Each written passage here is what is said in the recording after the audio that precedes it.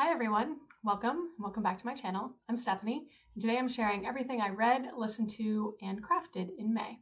So first up, we have How to Read Now by Elaine Castillo. This was published in 2022, and it is a nonfiction.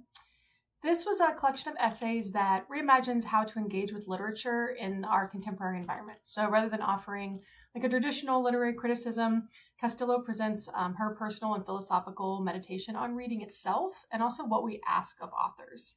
So the book explores sort of like how you approach literature, examining the relationship between readers, authors, and the text, questioning why we read, what we're looking for in stories, and how to read being both as an escape or as a form of resistance.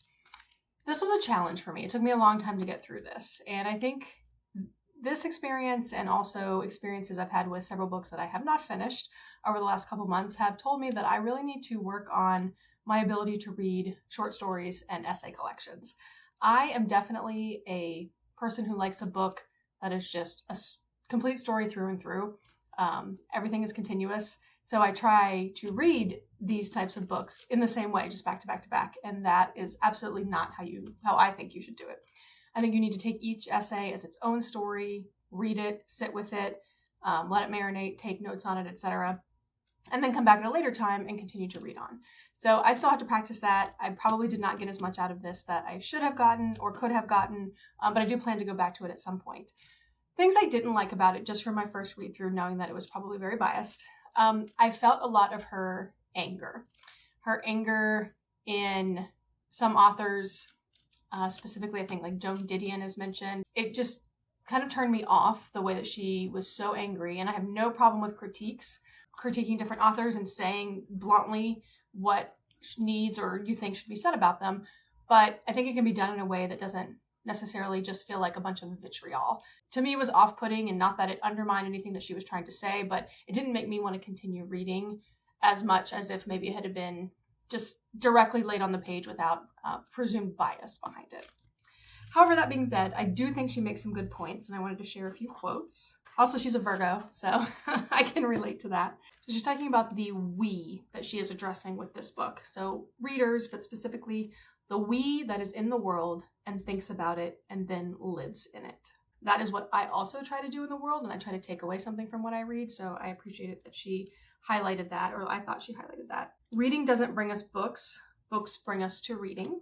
It was understood that if kids who looked like me were ever to succeed, we were meant to do so docilely, gratefully, quietly, not confidently, not proudly. So she is a Philippine heritage and talks a lot about how that influenced how she grew up in the world. And this is also one of my favorite quotes from the book.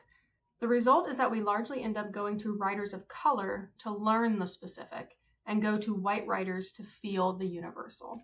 So again, talking about how we put authors into certain categories based on our assumptions of what we think they should be able to provide us in the world, based on what we think their experience has been in the world, without just coming to a book open to take from it what the author has put down and without any sort of bias. There are a lot of other really good quotes in here. And like I said, I do plan to go back and revisit the essays and see what else I can get from it once I really figure out how to read a short story collection. So I ended up giving How to Read Now by Elaine Castillo 3 stars.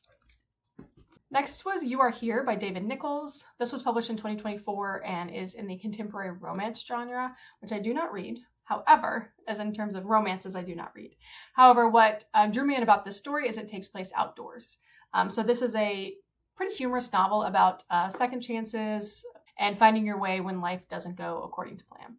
So the story centers on, and this I pulled out of the synopsis, a middle-aged man who I'm pretty sure the two main characters are in their mid to late 30s, so I took a little bit of offense to that, who is facing a crossroads in his life. He is disappointed at the direction the future is taking, and so he embarks on this unexpected journey, this hike, essentially this long walk, that forces him to confront his past, reconnect with some estranged relationships, and then rediscover what actually matters to him. So along the way, we meet a little bit of a cast of characters, but the other main character is a female who is going through similar. And I actually think she strikes me as more the main character, so I found it interesting that synopses on like Goodreads, etc., Amazon, said that this was a story about a middle-aged man, because I really feel like the story was about Marnie, who is also in her 30s. So being an outdoorsy person myself, if you've seen any of my camping videos, I thought this book was a really fun take on self-discovery and reflection. Again, I would classify Marnie as the main character, and I think the one who shows the most growth throughout the novel. Overall, the story and the plot is pretty slow moving. It's more about character development, but there is a unidirectional feel to the story and you do progress forward.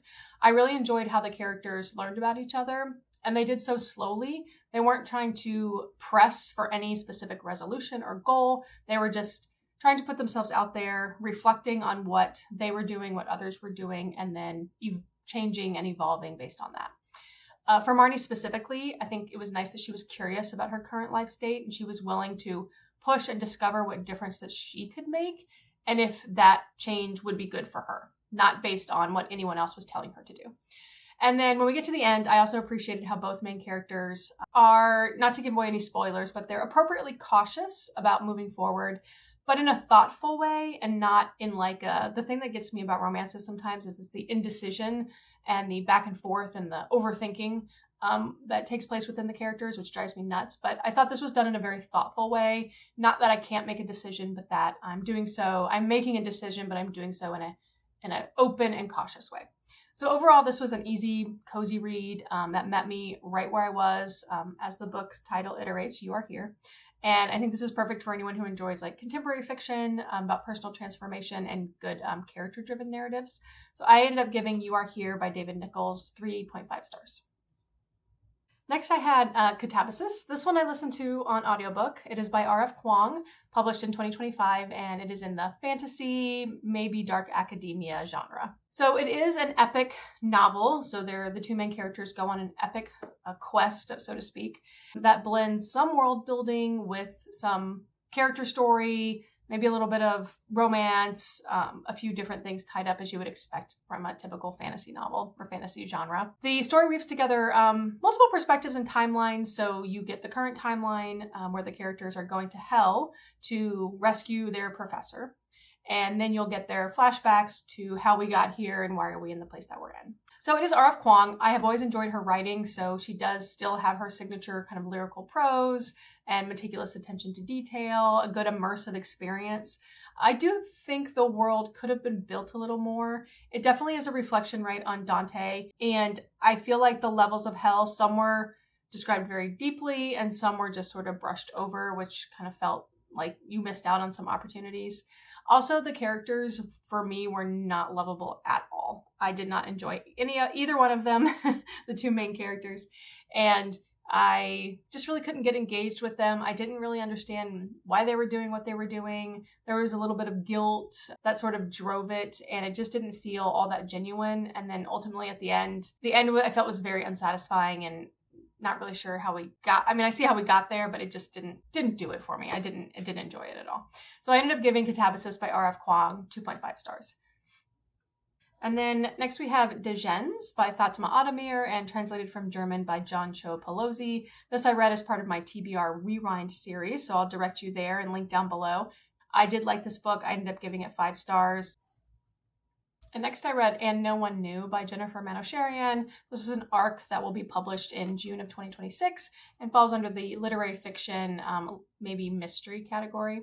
So this story follows Gertrude Sidenstricker. She lives alone in a Upper West Side Manhattan apartment that she grew up in and has never left there. She had lived there with her parents until they recently passed away.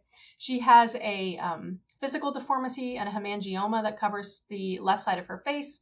And so she's always sort of been sheltered and hidden by her parents and then by herself as an adult, and has really turned to like books and just being on her own. One day she discovers a secret within her parents' things that she had no idea about, and it catapults her on a little bit of a journey of self-discovery. So I enjoyed this book is divided into 3 parts. I enjoyed the first part of the book the most. There was background on Gertrude and her life. You have a little bit of the grumpy old lady trope as well that I think was done very well. And there was enough vulnerability that it wasn't too annoying or frustrating to just have this angry person and part of the plot. Then there was a total plot shift for part 2 where you find out what the secret is. It was a little bit too out of the blue for me. I think it could have been maybe hinted at more or weaved in a little bit more into part 1. And it wasn't where I thought the story was going or where I even wanted the story to go, but that's okay. I'm not the author. Part 3 redeemed a little bit as I came to kind of accept where we were going with the storyline, though I think part 3 felt very rushed. The writing wasn't consistent. It definitely still needs a little bit more editing, so I don't give it that knock too hard.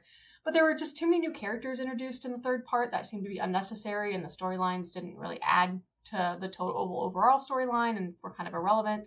Overall, I enjoyed the 3 main characters, Gertrude, Venera, and Derouche.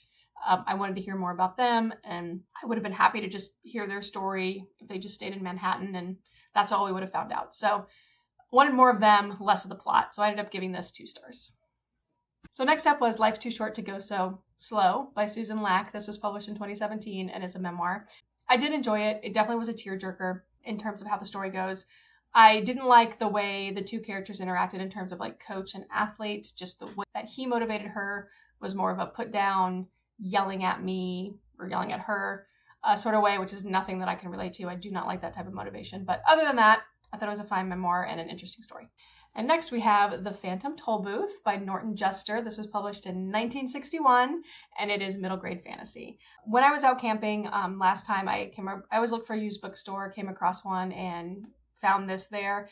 Forgotten how much I had enjoyed this as a child, so decided to pick it up and reread it, and it was so much better than the first time, or just as good. So this is a beloved story if you've never heard of it. It introduces readers to Milo and his adventures in the lands beyond. So for Milo, everything is boring. School is boring, life is boring. So a toll booth one day mysteriously appears in his room with a car, and he drives through it, only because he's got nothing better to do. But on the other side of this toll booth, things seem a little bit different. And so Milo visits the island of conclusions. He learns about time from a ticking watchdog named Talk. Then ultimately there's a quest to rescue Rhyme and Reason. And somewhere along the way, Milo realizes that life is actually far from dull. It's exciting beyond his wildest dreams, as the synopsis says. I give this 5 stars. This was fantastic. Please read it if you have not. It is so heartwarming, and the characters are adorable. And it's actually really funny and witty. And then for completeness sake, again, I finished the next book in the Unselected Journals of Emma M. Lyons series by Beth Brower. This was volume 7. 5 stars. Loved it. Love everything about it. If you're new here, this series follows Emma, who is a young woman in London in the late 19th century, navigating society as a single female with no family and moderate financial means. It's witty, quirky, emotional, heartwarming, has adorable characters. I actually saw Emma, the Jane Austen play, this weekend, or a version of it, and I see the connection. I don't think that is a coincidence in the way that, not quite the same, but just in the way that Emma has interactions with these different characters. So highly recommend if you haven't picked this up. They're short books. They're only like 1 to 250 pages each, and they're all epistolary, so they're all told through her journal entries, but it is fantastic. And then lastly, and my most proud accomplishment this month, was starting and finishing Crime and Punishment by Fyodor Dostoyevsky. This was my first classic that I was deep reading. I enjoyed the experience very much.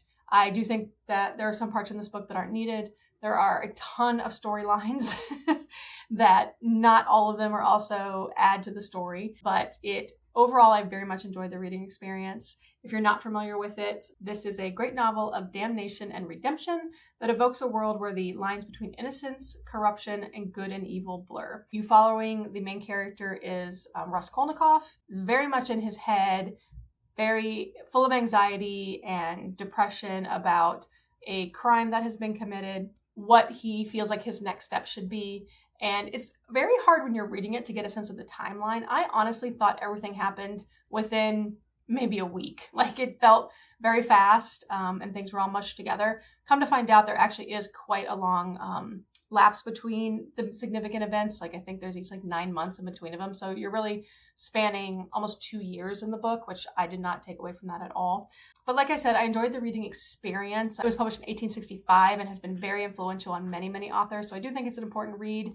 The writing style, which I'm not sure if it was due to the translation. This translation is by David Macduff. I'm not sure if this was due to the translation, but all of the emotions were extremely heightened. So when the characters were happy, they were giddy and super excited. When they were angry, it was very fierce and screaming and yelling.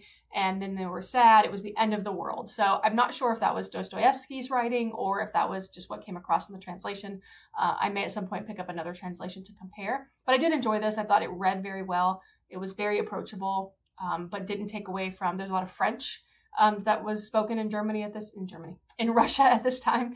And so that they do incorporate some of that. So I do think it still holds true to some of the original text. I don't speak Russian, so I don't know 100%, but I think it was a good translation. So that's all that I read for May. It was a total of 8 books, 2,684 pages, 16 hours and 9 minutes of audiobook, and there was 75% was fiction. My most read genre was actually literary fiction, so historic got beat out finally, and my average rating was 4 stars. So let me know in the comments what's the best book that you read in May or anything you think I should avoid. Here's what's coming up in June, what I am currently reading or planning to read, so stay tuned to hear my thoughts on these. Now on to crafting. I've made some progress in my diamond painting effort. So we have gotten up to here on the second row moving forward. So I have about this much to go once I finish that row. I think we can make a good stab to get this done in June. That is my goal. For my cross stitch, I have misplaced it. It is somewhere in this house. I just need to find out where it is because I was going to work on that during my last live sprints and I couldn't find it. So we worked on the diamond painting instead. So we'll continue forward on that. And if I find any new crafts, then you'll have to see those in July. So that's all that I have for today. If you enjoyed this video, please like and subscribe, and I will see you in the next one. Bye.